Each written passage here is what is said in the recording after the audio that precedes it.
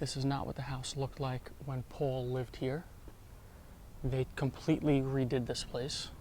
Okay everybody, this is Mooney-Dashcam. Today we are in Todt Hill, Staten Island. We're going to be going to Paul Castellano's mansion, where he had an affair with his maid, Gloria, while still living in the house with his wife. An affair that ended badly for the both of them. So we're going to head to his house now. Let's flip this around and get into it. The address that we're going to is 177 Benedict Road, Staten Island, Todt Hill, like I said. The years this happened are from 1980 to 1985. The maid's name is Gloria Olarte. Don't forget to follow me on Instagram at Mooney-Dashcam. I post on there pretty much every single day. Any crime scene photos that are too graphic to go on the YouTube end up on the Instagram, so check that out. Also, don't forget to leave suggestions for future videos in the comments. I very much appreciate that. I get a lot of inspiration that way. And hit the notification bell so you guys can see exactly when I post a new video. Okay, we're going to give a little bit of backstory on Gloria and how she ended up meeting Paul. Gloria worked at a candy factory with her sister Nellie when she first moved here from Colombia. She hated the job, so Nellie heard about a housekeeping job and told Gloria to apply. So she did, and they had a good in since the boss, the owner of the candy factory, knew a lot of wealthy people.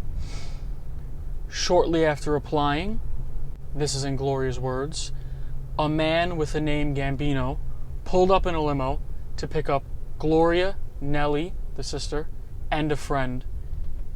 And the limo brought them to Paul Castellano's wife, Nina Mano Castellano. They get briefly interviewed through a translator by Nina, while a big guard dog sits very close by. As this is going on, in Gloria's words, a tall, elegant man came down the stairs, but she was scared of the dog, so she could barely look. The man is Paul Castellano. He reassured her to not be scared of the dog, that they would soon become friends. And this seems like a little bit of an editorialized sentence here, but you see it in any time you look up this situation anywhere. Gloria said she realized then that she should be scared of Paul too. Who knows, maybe she got some kind of energy from him. That's a real thing, but it seems odd to me. She continued working at the job she hated until 3 months later, she gets a call that she got the job. The limo picks her up again, but now takes her to the Castellanos' newly built house at 177 Benedict Road. It costed him at the time over $1 million to build. He spared no expense. I mean, the finest marble from Italy, the most expertly manicured garden. The property is the size of like 2 properties in this area, and the property is already big over here. When we get to the house, I'll show you an overview of Google Maps, and you can check it out. It had 17 rooms, 12 bathrooms, an Olympic-sized pool, waiting rooms, and an apartment just for her, just for the staff. Keep in mind that Paul Castellano is 65 when he meets Gloria in 1979. She is described as a 30-year-old with straight black hair, skinny, with thick eyelashes. Anywhere that you look for a description of her, she's described as having thick eyelashes. Now, I'll put up a picture of Gloria. Paul Castellano was arguably one of the most powerful men around at that time. And this is the girl that he chose to have an affair with. And I will be making no judgments past that statement right there. The photo speaks for itself. Gloria said the first few months were very tough, that she couldn't communicate well. She would cry asking why she got into this. In her words, Miss Nina would talk to me sometimes in Italian, other times in English. Each time I didn't understand. I would get on the phone with Nellie asking, she said spoon, what's that? So she really didn't understand anything this lady was saying. You know, spoon, you'd imagine being a housekeeper, you need to know a word like that. She just ended up getting hired by them and had to kind of figure this stuff out. Until one day, Paul brought home a mini computer that translated languages. So he began to leave simple instructions like bring fruits, set the table, make the coffee.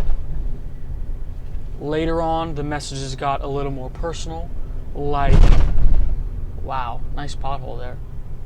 You have pretty eyes, and I like you.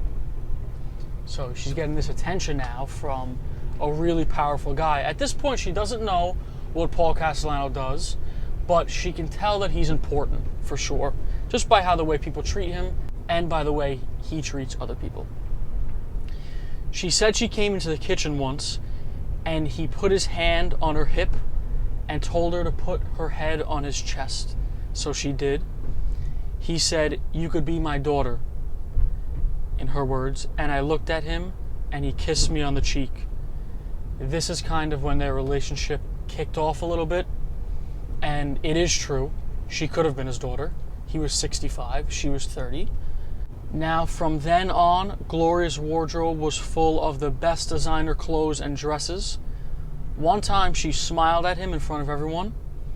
Paul then said, "From now on, you're going to keep smiling for me." It's very funny how he like flirts with her and stuff, because this is in the 80s, and you know, he was old at this point, so he's flirting back like really old school flirting, like, "From now on, you're gonna keep smiling for me." And that was like his way of, really putting it on her. As this is going on, Paul's relationship with Nina, his wife, began to deteriorate, arguing over the dumbest stuff, like shoes not arriving that were ordered and bought, iron shirts, and sausage being the dumbest amongst the arguments. As Nina did less and less for Paul, Gloria started to do more and more. She picked up doing the grocery shopping, scheduling his insulin shot appointments, stuff like that. Things would get very weird in the kitchen when they'd both be making food for the same man. Now, the wife wasn't stupid. She was married to a very powerful man. So she knew what was going on, and she kind of had to eat it. There was nothing really she could do about it. Now, while all this is going on, Paul Castellano's breaking mob rules. You are not supposed to have a mistress even enter your house. Never mind have her live with... Oh God, I missed a turn here. Okay, we're gonna do a little U-turn. We're gonna flip around. Never mind have your mistress live in the house that you're living in with your wife. It was like super, super, super against the rules. And I don't think this was one of the main reasons that people lost respect for him, but it was definitely one of the reasons why some of the people lost respect for him in the Gambino family. Typically, you're supposed to marry like the girl next door that you knew forever, and your mistress is supposed to be kind of a lower class girl that in their mind should be treated like crap, like they do. And this wasn't that case. He had the maid living with his wife as all this went on. One day, Gloria gets pissed off and she packs her stuff into garbage bags to go stay at a hotel. That night, Paul shows up with 5 men to beg for her back. She said she would only come back under one condition: if she could come in the big front entrance instead of her little back door. And then he agrees. Now, people say that her walking in the front door was the final message to the wife. I don't know if I believe that much, if it was that cut and dry. But the wife gets fed up with this shit that he's putting her through and leaves him in 1983. And she moves out of the house. Now, 1983 was a very eventful year for Paul. The FBI bugged his kitchen around that time, recording over 600 hours of conversation. Enough evidence for over 100 felony allegations. This is really serious stuff. Now, we're pulling up on the house now. It's right up here to the right past the stop sign. I'm going to make a right down this road, park, and then we'll walk around the house a little bit.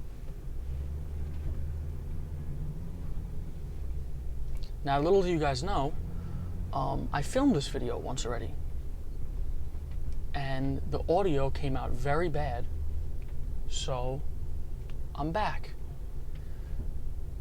I'm sure I'm on camera at this house doing this for a second time. It was a little while ago at this point, but so if the guy gets pissed off at me, or whoever's living here realizes that I'm here, that's some context for you guys.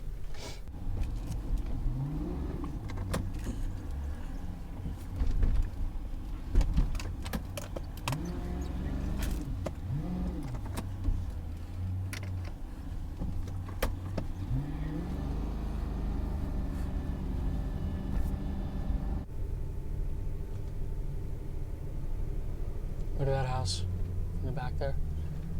Looks like we're in Rome.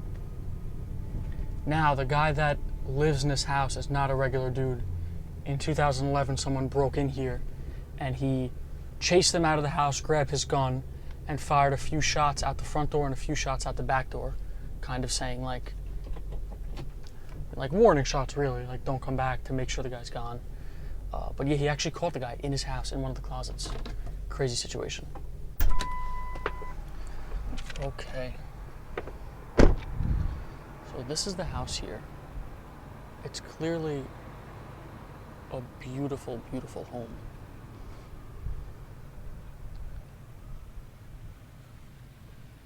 I don't know if people are home here. Wouldn't want to bother anyone.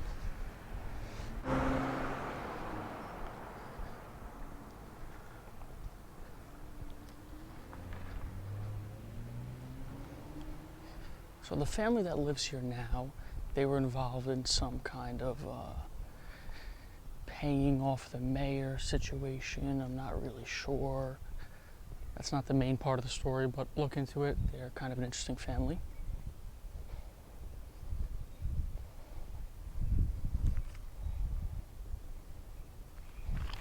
Okay, so the FBI comes into this house and bugs it. Oh, you know what? Let's get a nice shot here. This is not what the house looked like when Paul lived here. They completely redid this place.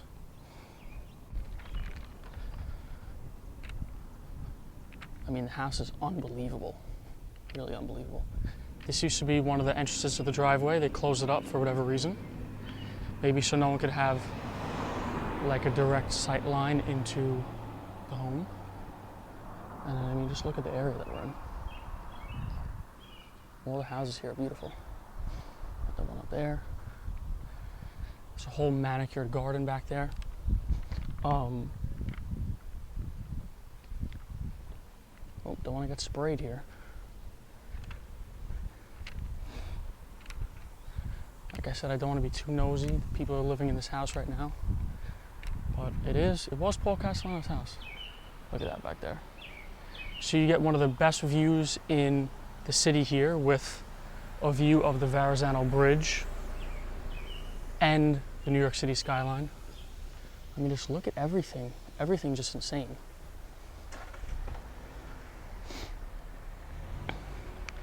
I'll put a picture of what the house used to look like.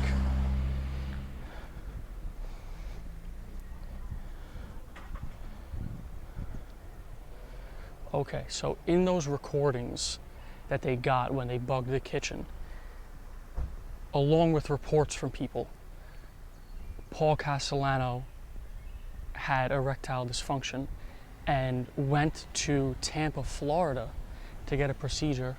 One last look at the house before we get out of here.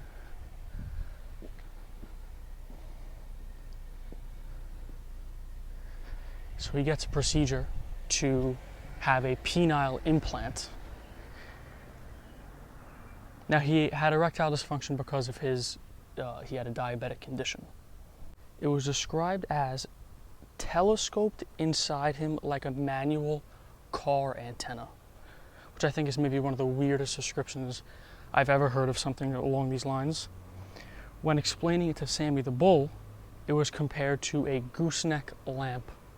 Very odd comparisons. I mean, just everything's expertly done over here. I would stand on the roof of my truck and get a view from over, but That seems like crossing a boundary. Oh, also, say hi to the truck. I know it's been a while, guys. And ignore the new scrape on the quarter panel. Ignore that. Just ignore that. I don't want to hear any comments about it. Okay, back in the truck to finish this off.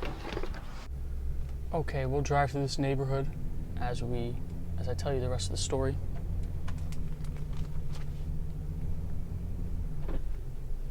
Ooh, folded in my mirror a little bit there in the bushes. So Paul put a lot of trust in Gloria. She even said that he called her baby and would cry in her lap from time to time because he was lonely. You have to take into consideration his mindset at this point in time. He was kind of a hermit. He did not leave that house. They called it the White House. They called it his fortress. He was very nervous about getting killed and about the FBI listening in on him. There was a shirtless man at a window of that house staring me down as I drove by. Pretty interesting, pretty interesting. So now backtracking a little bit, 6 to 8 months after Gloria was in the house working, Paul said, "Do you know who I am?" And Gloria said, "Yes, you're Mr. Paul, a very rich man, well-loved." My truck's struggling getting up this hill. I'm even going 10 miles an hour. Someone's up my ass right now. And then Paul goes, "Do you know that I belong to the mafia?" And Gloria said, "No." So Paul said, "Are you afraid?" And Gloria said, "No." Now, the last 2 months of Paul's life sucked. He was out of jail on a $2 million bond. He told Gloria he wouldn't live long, and he said, "Men like me die on the street." So he knew his situation. I mean, and ultimately we know exactly what happened to Paul, so he was right. He was a lot of things, but he was not a dumb guy. That I can say. Now we all know December 16th, 1985, as Paul and his bodyguard are going into Sparks Steakhouse, they get gunned down and murdered in Manhattan. As this is all happening, Gloria is at the house ironing when Paul's older son and daughter come, in her words, storming into the house, looking, examining, opening suitcases and closets. No one said anything to Gloria at the time. Then Gloria asks, "What horror is this? What happened?" Now Connie Castellano sits her down in Paul's spot at the table and said, "Gloria, be calm. Nothing's happened." Which I don't know why she said that. Something happened. And then her next words out of her mouth were, "They've killed Mr. Paul." And then Gloria noted that she didn't even call her Papa like she normally does. Connie then gave Gloria an envelope with $18,000 cash and said, "My father wanted you to have this. Now get out." Because you can understand how the kids don't like the maid. I mean, that's the reason why their parents are split up, and you just have this maid come in and he has an affair with your dad. It's just an odd situation. Then days later, she leaves to Colombia with the money and a porcelain clown that she got as a gift from Paul. She went to live with her mother, and she was a secretary for a travel agency in Colombia. That's kind of the last we hear of her. We don't get any more information out of that. So that is pretty much everything I have to tell you about this situation. Kind of one of the most famous mob mistresses that's out there. Hope you guys all enjoyed, and I'll see you in the next one.